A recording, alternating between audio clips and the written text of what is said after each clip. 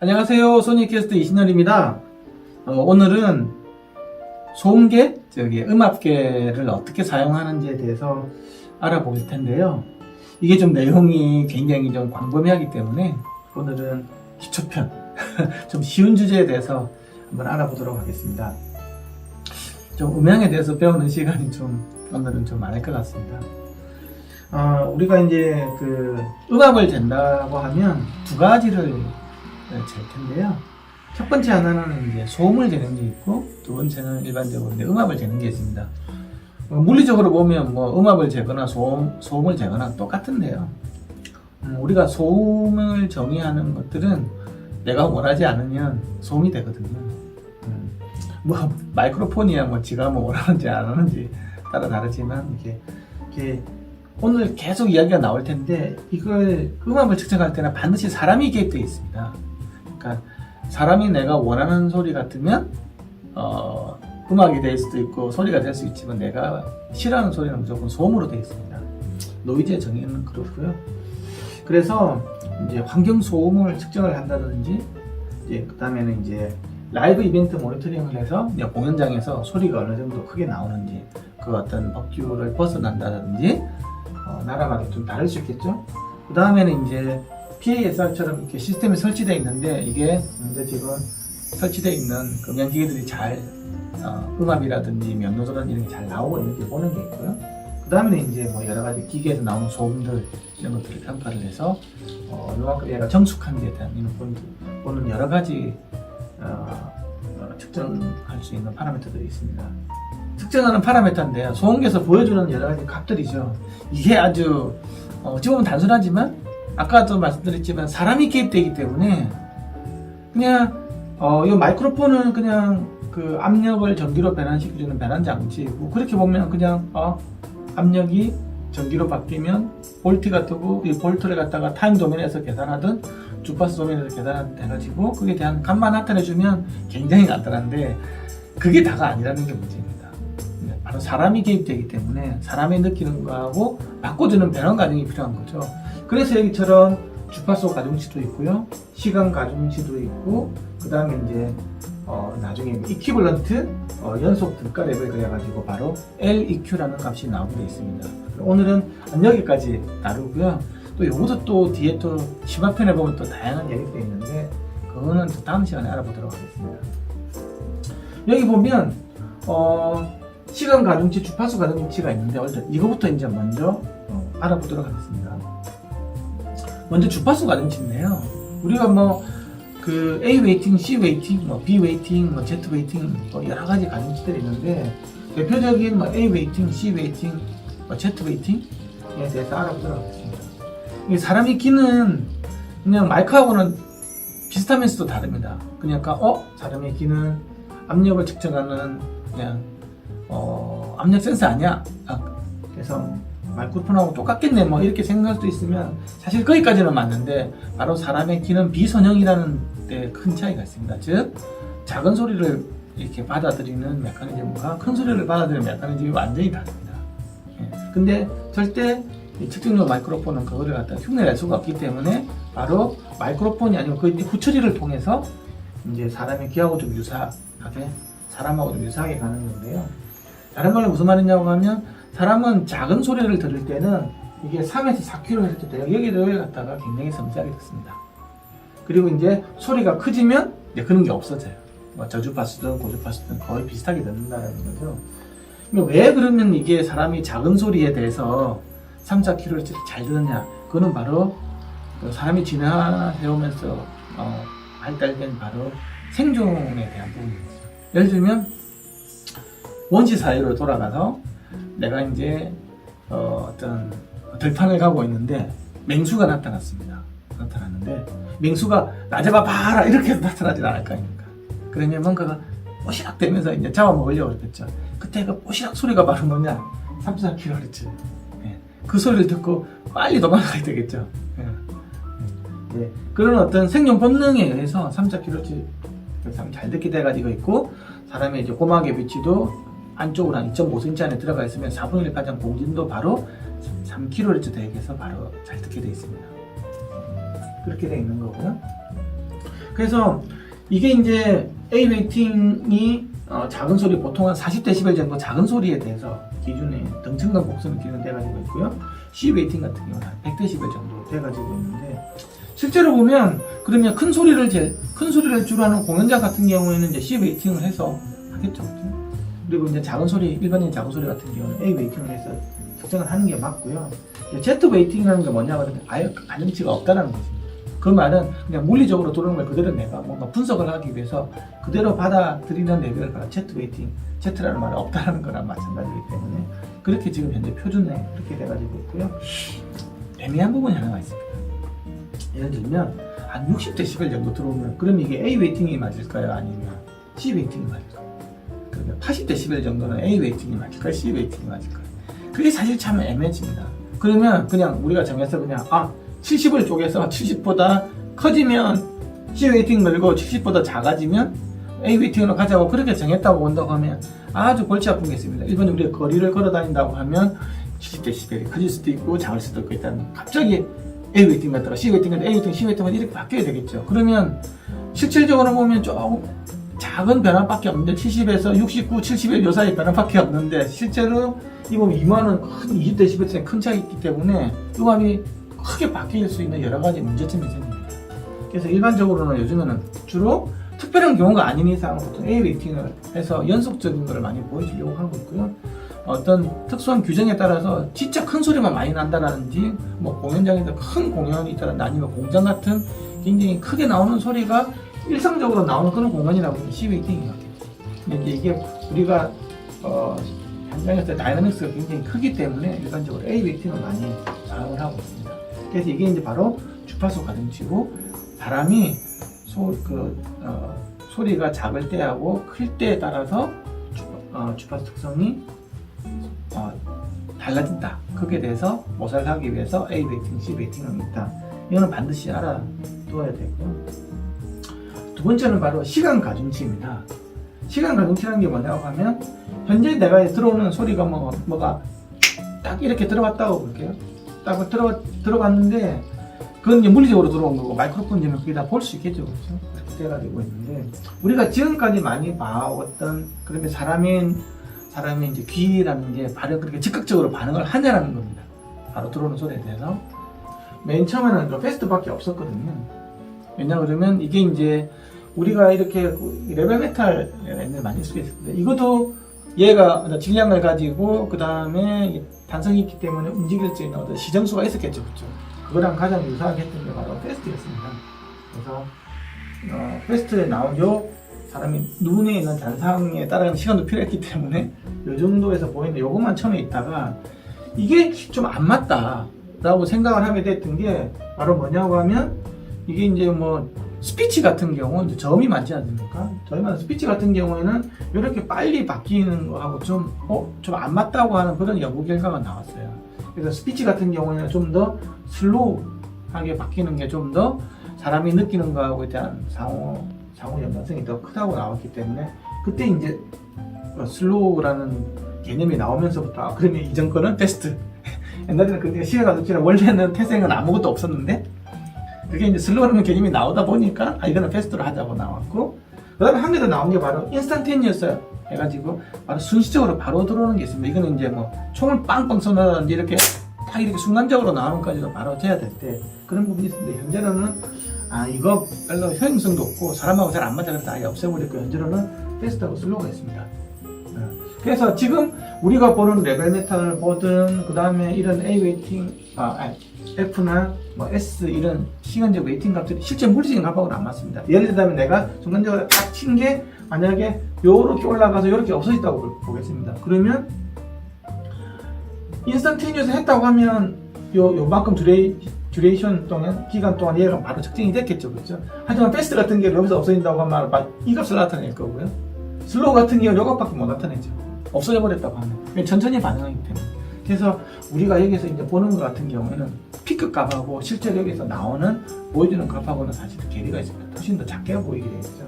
그래서 그런 것들을 알아야 됩니다. 그래서 이게 물리적으로 나오는 값이 보는 어떤 피크 값의 개념도 있는 거고 현재 나와 있는 시간에 대한 어떤 이렇게 가중치에 따라서도 이렇게 이렇게 서로 다른 값을 보여주고 있고, 그게 실제로 사람이 기하고 걷는 거하고 좀 더 가깝다는 것들.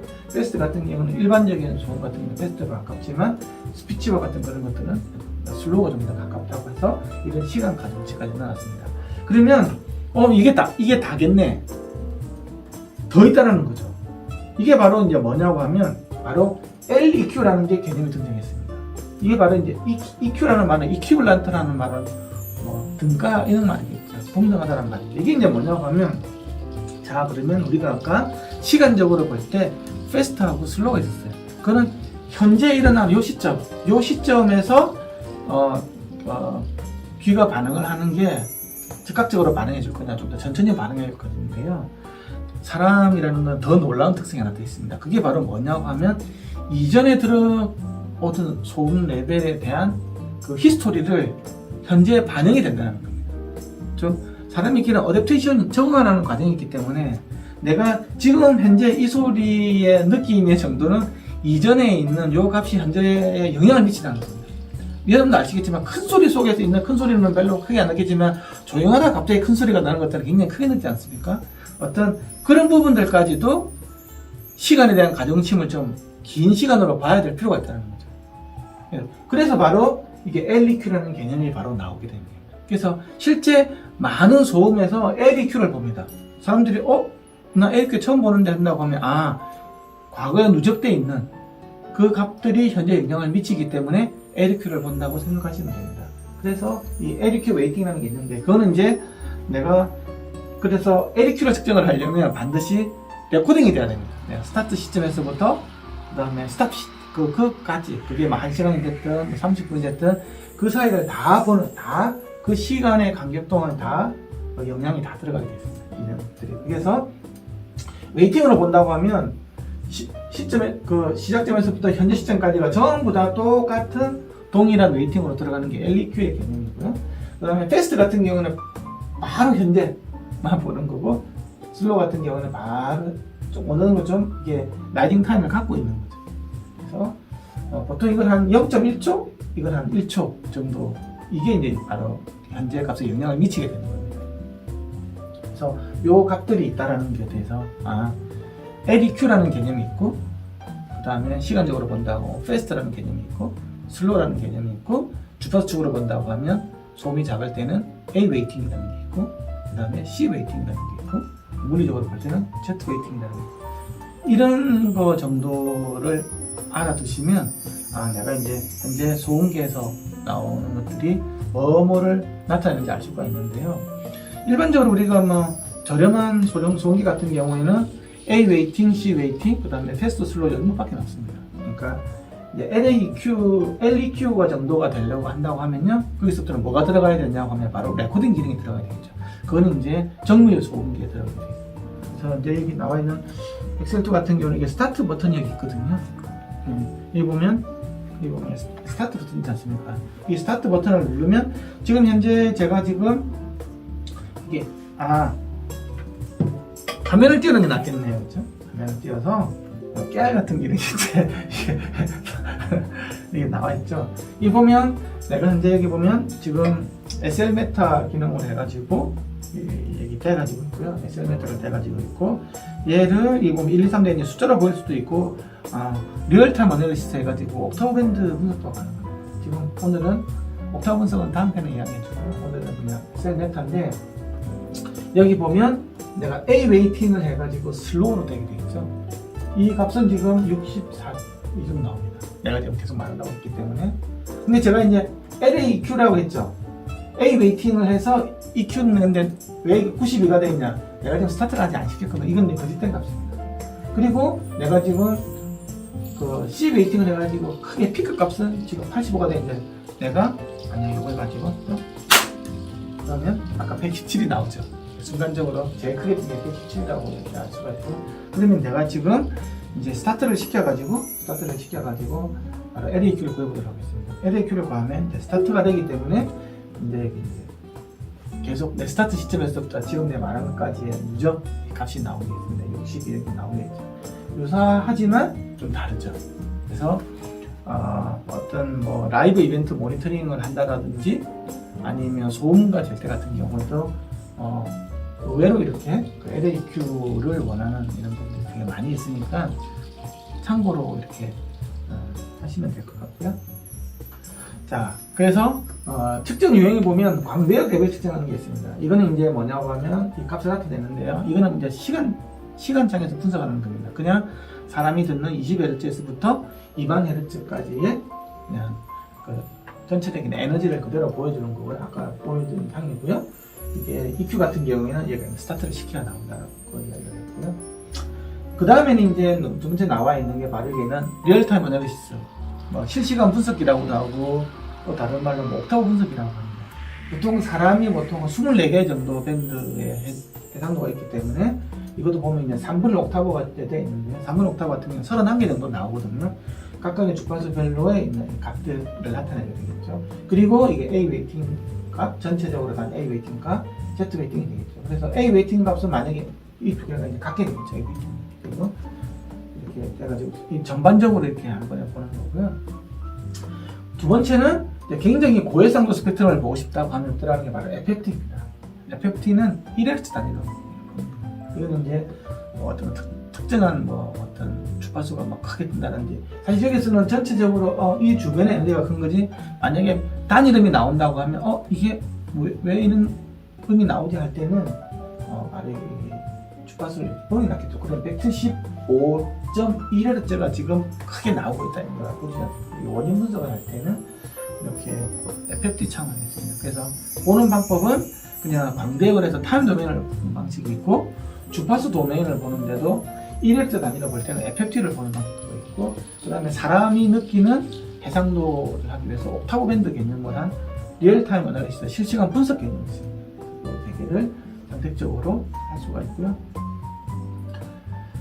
그 다음에 데시벨에 대한 이야기인데, 이것도 이제 갑자기 이거는 공학하는 사람이랑 반드시 알아야 되는 거고요. 데시벨이라는 게 뭐냐고 하면 이제 벨에서 나온 단위입니다. 벨은 벨 연구소에서 만들었고요. 전화통화 이때 이제 할 때 만든 개념입니다. 이제 바로 이제 전력량을 계산하기 위한 거죠.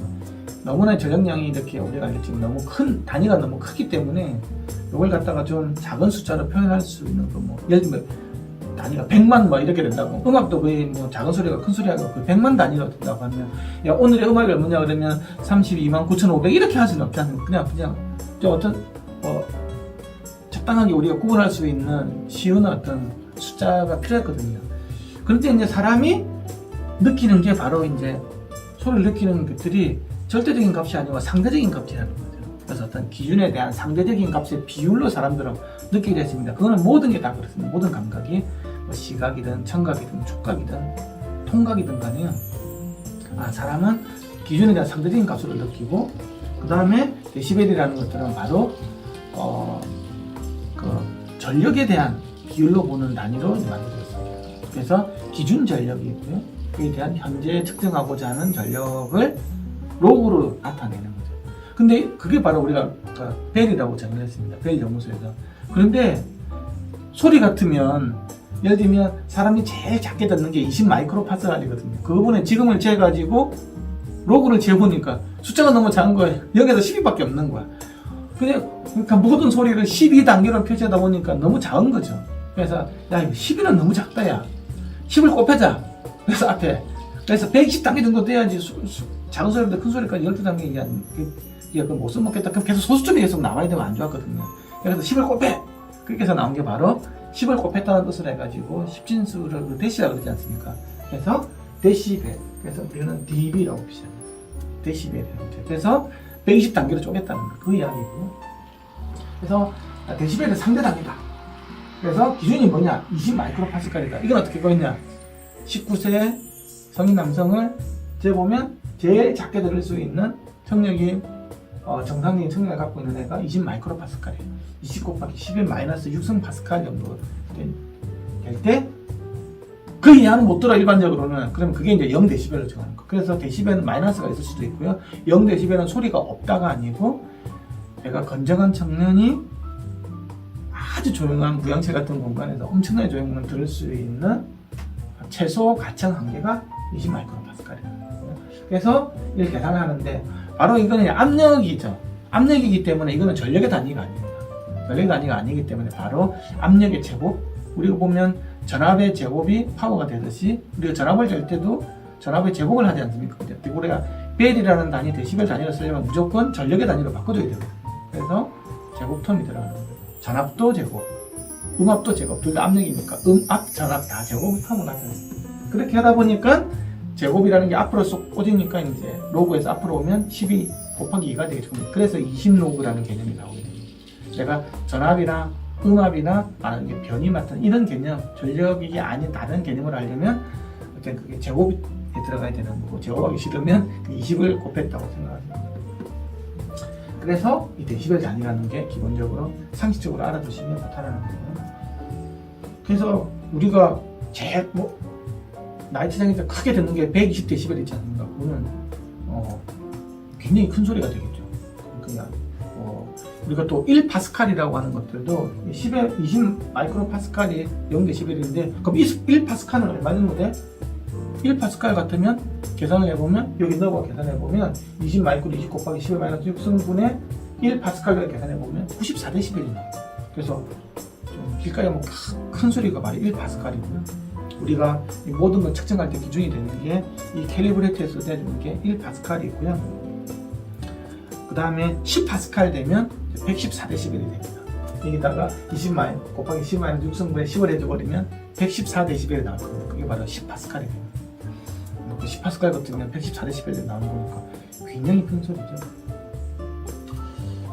자, 그걸 데시벨을 알아주시고요. 오늘은 기초편이기 때문에 간단한 것만 합니다. 측정 마이크로폰이 있는데 얘가 측정 마이크로폰이 있죠. 이 마이크로폰은 내가 소음을 재기 때문에 소음은 어느 방향에서 어떻게 들어올지 모르기 때문에 이 마이크로폰이 바로 이제 무지향이 돼야 돼요. 무지향이라는 말은 어떤 방향이 들어오더라도 동일한 감도로 적용된다는 거죠. 무지향이 돼야 되고요. 하지만 본질적으로는 10kg 이상 넘어가서 무지향되기가 쉽지가 않습니다. 그래서 조심해야 될 거란 말이야. 그러면 이 녀석을 여기 뒤에 보면 이렇게 산발이에 올려서 있다는 이렇게 올려서 있잖아요. 사람이 기획돼버리면 이게 등이 있잖아요. 뒤에서 오는 소음을 막고 또 앞에서 오는 소음 같은 경우에 반사가 돼서 오히려 더 커질 수도 있거든요. 그래서 절대로 손에 들고 재는 건 안 맞다. 들고 재더라도 내가 들 수밖에 없는 상황이 된다고 하면 최대한 손을 뻗어가지고 이렇게 해서 이렇게 해야 돼요. 근데 일반적으로는 그렇게 근정을 하지 않습니다. 반드시 삼각대에다가 올려서 측정을 하게 돼가지고 있고요. 그게 바로 이제 무지향성을 확보하기 위한 거죠. 그 다음에는 잔류 소음 레벨이라는 게 있는데요. 이게 뭐냐고 하면 지금 이 마이크로폰이라는 것들은 압력을 전기로 바꿔주는 거거든요. 그러니까 압력을 전기로 바꿔주는 변환 장치인데 이게 이제 바깥에 오는 에너지를 수음할 수 있는 면적이 작아지잖아요. 예를 들면 마이크로폰 사이즈가 작아지면 작아질수록 얘가 들어오는 에너지가 적기 때문에 여기 나오는 큰 증폭이 필요하죠. 증폭이 된다는 말은 이 안에 들어있는 모든 전자기기에는 전자잡음이라는 게 있습니다. 전자잡음이 있는데 이 증폭을 시킬 때 신호만 증폭되는 게 아니고 전자잡음이 같이 증폭이 되겠죠. 근데 이게 이제 수음하는 면적이 작아져 버리면 증폭률이 커지면 노이즈까지도 같이 커지기 때문에 굉장히 생각보다 노이즈 레벨이 크고요. 그래서 이제 계측기기, 계측용 마이크로폰이 이게 엄청 비싸니까 소음 레벨이 적지 않을까라고 생각을 하는데 절대 그렇지가 않습니다. 우리 녹음할 때 쓰는 큰 마이크로폰, 빅 다이어프램 마이크로폰이 훨씬 더 적습니다. 왜냐? 면적이 크기 때문에 증폭을 작게 할 수 있겠죠. 그래서 물론 싸구려는 안 될 수도 있지만 일반적으로는 그렇습니다. 그래서 여기 현재 4분의 1인치 마이크로폰인데 이것보다는 2분의 1인치 마이크로폰의 노이즈 레벨이 한 6dB 이상 더 줄어들고 이것보다는 1인치 마이크로폰이 또 훨씬 더 줄어들거든요. 면적이 거의 2배가 되면 6dB씩 팍팍 줄어들거든요. 그래서 크면 클수록 좋습니다.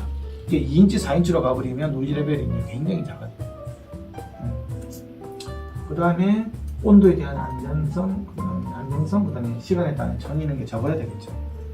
그래서 일반적으로 클래스 1하고 클래스 2가 있는데요.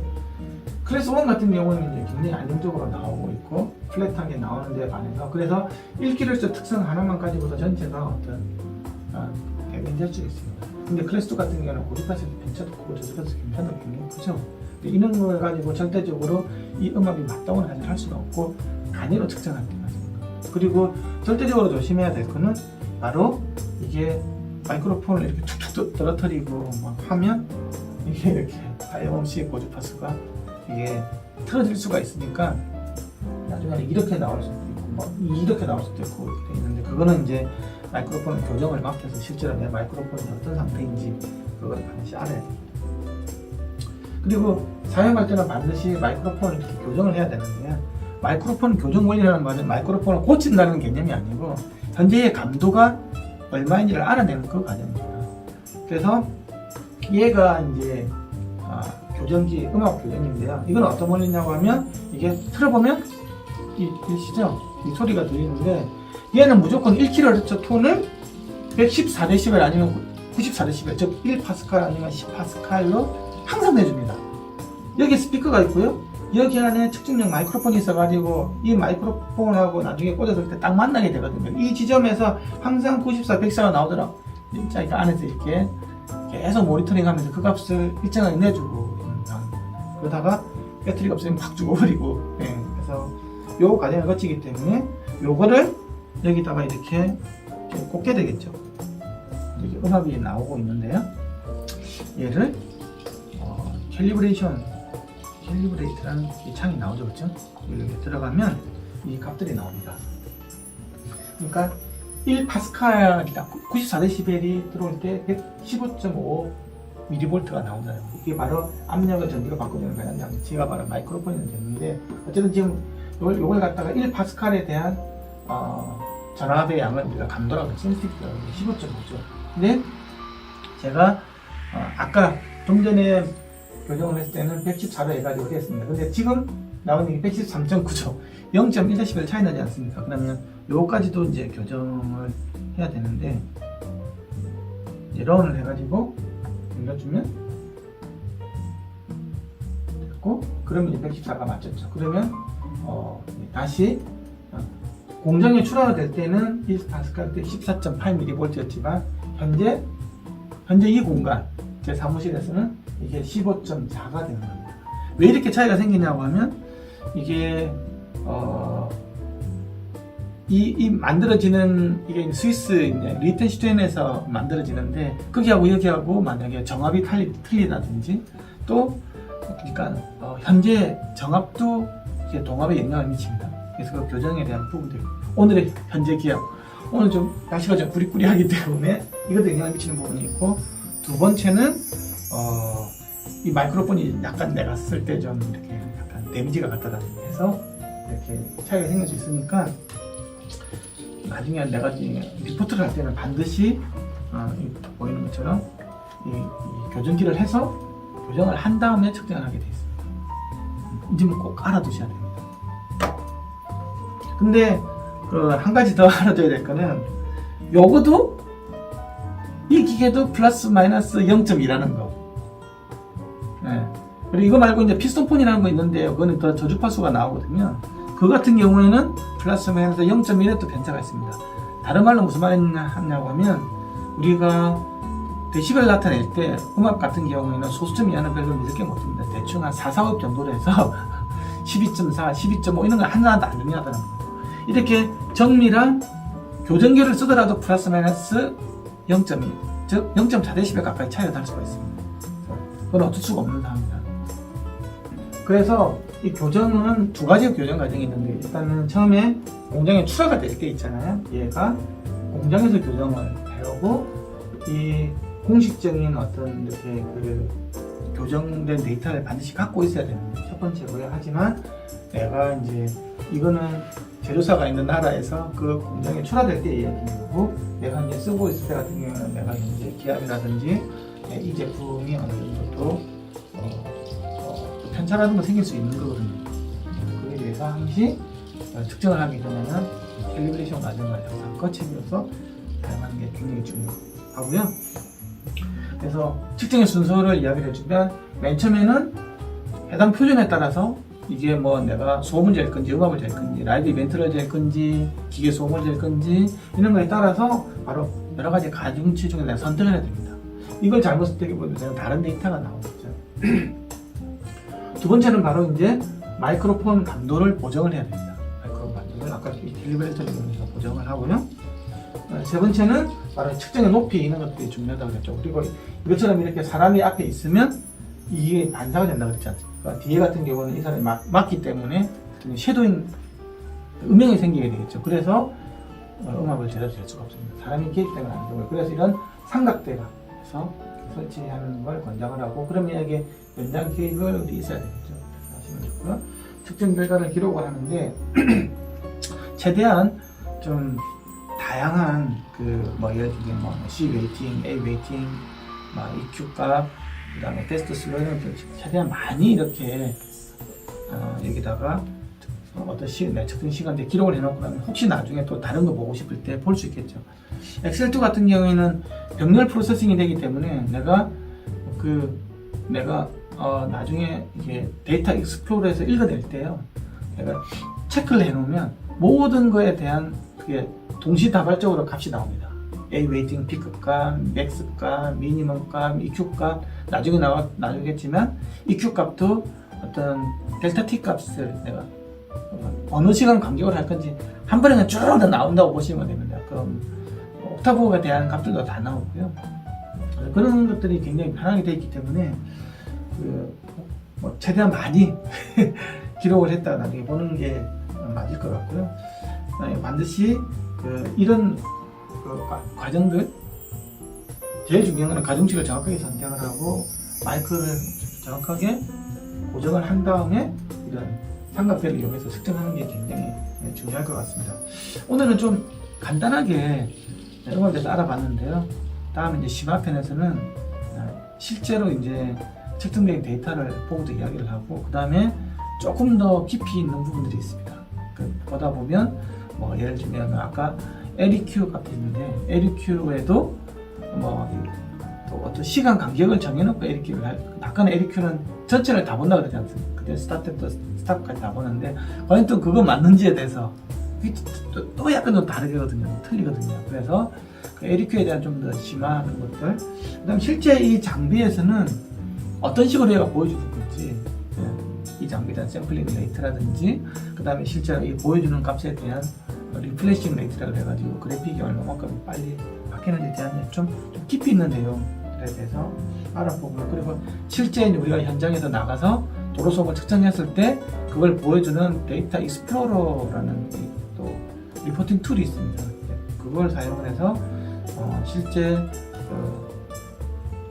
현장에서의 녹음상을 같이 한번 재현해서 한번 들어보는 걸 해보도록 하겠습니다. 좋아요, 구독 부탁드리고요. 다음 시간에는 좀 더 유익한 정보를 찾아오도록 하겠습니다. 감사합니다.